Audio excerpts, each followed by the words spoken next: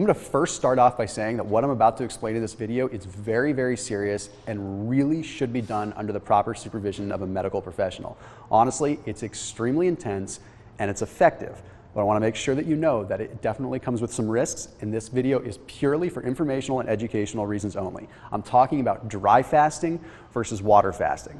Dry fasting, where you're eliminating all food and water, whereas water fasting, you're still keeping water in the equation. So the difference mainly between, of course, a dry fast and a water fast is that you're not consuming any water. But what a lot of people don't know is that 1 day of dry fasting is equivalent to 3 days of water fasting as far as autophagy is concerned and as far as overall cleansing of the cells is concerned. See, there's a Russian doctor named Dr. Filanov who did a lot of research in the world of dry fasting. In fact, I'd go so far as saying he's the one that really pioneered a lot of the science behind dry fasting. And we also have to know there's two different kinds of dry fasting. There's what's called a soft dry fast and what's called a hard dry fast. A soft dry fast is where you still take a shower, you still wash your face, you still brush your teeth. A hard dry fast is where you abstain from any interaction with water, whether it's coming through the dermis or going in through ingestion, because we still do absorb water even when it comes in through the skin. For this case, I'm going to talk simply about a hard dry fast, going all the way balls to the wall. When it comes down to it, dry fasting eliminates toxins faster. Your body has no choice but to start utilizing everything from cells to start creating not just energy in the way of food, but energy in the way of water. See, as soon as you start to get even slightly dehydrated, your body goes into a little bit of a panic mode. It produces more catecholamines, more things like epinephrine, norepinephrine, adrenaline, and it gets even more stressed out and tries to find the way to get more water.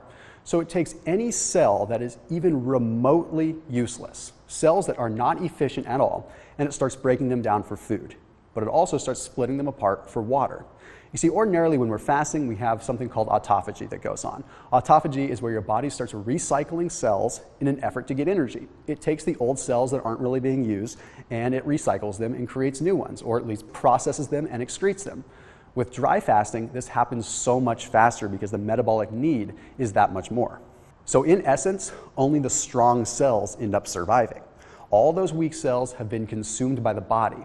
So it's sort of a natural progression that now that you have these strong cells that survived, when it comes time to break your fast and get on with your life, you have a nice influx of strong cells that are able to reproduce.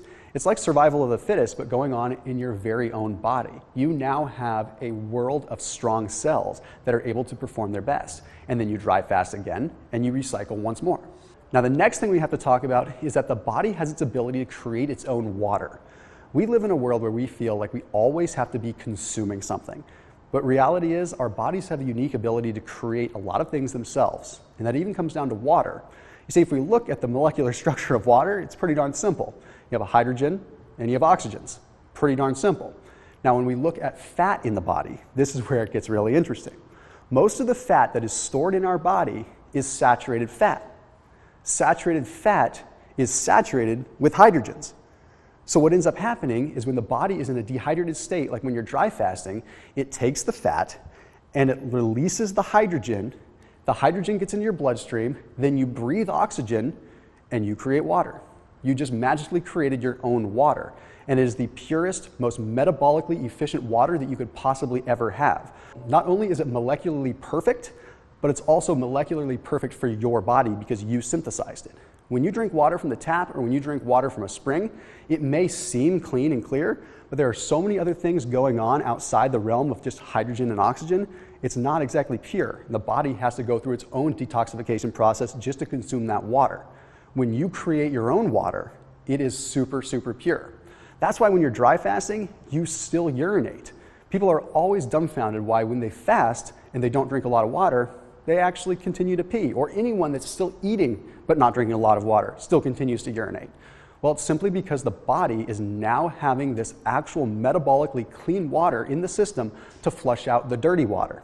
So you go through a process where you not only are recycling cells, but you're recycling dirty water that could have been flowing through your body as well.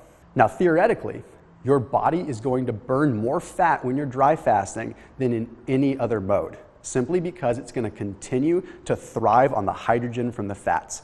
As the demands for water increase, but no water's coming in, your body needs that hydrogen to combine with the oxygen from the air to create water. So the longer that you dry fast, the more your body has to dump its hydrogens from that saturated fat. It's pretty freaking phenomenal. Lastly, there's another unique thing that happens when it comes down to dehydration. Now, I'm going to go on record by saying that it is not good to be in a chronic dehydrated state. I've done videos all the time talking about how important it is to stay hydrated and what that does for your body. But when it comes down to the short term, dehydration can do a pretty interesting thing when it comes down to vacuums with your cells and your intracellular and extracellular fluid. When you have an imbalance of intracellular and extracellular fluid, you create a vacuum. So if your cell is hydrated, but the rest of your body is dehydrated, you've created a vacuum where you have more actual volume in your cell than you do outside the cell, causing the cytoplasm, which is the liquid portion of the cell, to dump some of its liquid waste, like a vacuum, into the rest of the body. Now that you've created your own water, like I explained before, you are flushing this out. So you've taken any cells that are bad, you've essentially killed them and recycled them and excreted them, and any cells that are marginally bad, you've gotten the toxins out of them and excreted them. So not only have you gotten rid of dead cells, but you potentially restored cells that were sort of on their way out. So creating that vacuum is pretty amazing. Now, totally last before I go is the world of inflammation. Have you ever seen a swamp that has a lot of water and has a ton of mosquitoes in it? And then 3 months later, when the swamp dries out, there's no more mosquitoes? Well, that's a lot like inflammation in your body too. Inflammation requires water to work.